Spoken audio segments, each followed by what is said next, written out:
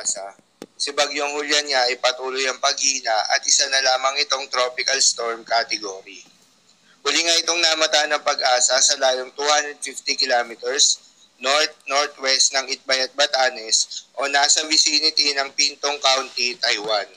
Taglay nito ang lakas ng hangin na umaabot sa 75 kilometers per hour malapit sa gitna at pagbugso na umaabot sa 125 kilometers per hour. Kumikilos ito na mabagal pa north-eastward.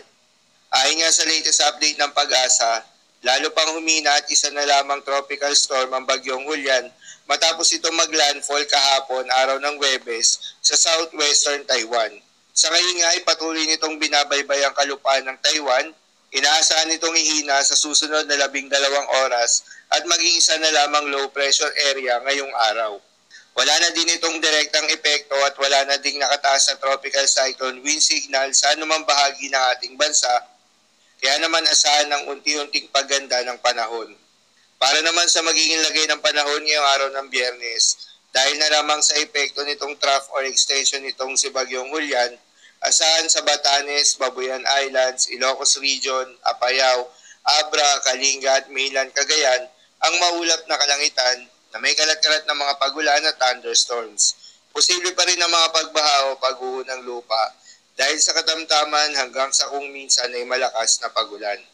Habang sa Central Luzon, nalalabing bahagi ng Cordillera Administrative Region at nalalabing bahagi ng Cagayan Valley, ay asahan naman yung bahagyang maulap hanggang sa maulap na kalangitan na may kalat-kalat na mga pagulan o thunderstorms.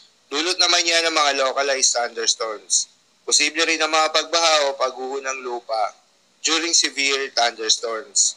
Habang sa Metro Manila at nalalabing bahagi pa ng ating bansa, ay asahan rin yung bahagyang maulap hanggang sa maulap na kalangitan na may kalat-kalat na mga pagulan o thunderstorms. Dulot naman yan ng easterlies o yung mainit na hangin galing sa karagatang Pasipiko. Posible rin ang mga pagbaha o pagguho ng lupa during severe thunderstorms. Para naman sa magiging lagay ng mga dagat baybayin, ayon sa pag-asa ay wala na tayong nakataas na gale warning sa anumang seaboards ng ating bansa. Ngunit iba yung pag-iingat pa rin sa mga kababayan nating mangingisda at yung may mga maliliit na sasakyang pandagat na papalaot sa may seaboards ng extreme northern Luzon dahil inaasahan ng katamtaman hanggang sa maalon na karagatan. So yun lamang po para sa lagay ng panahon ngayong araw ng Biyernes. Keep safe.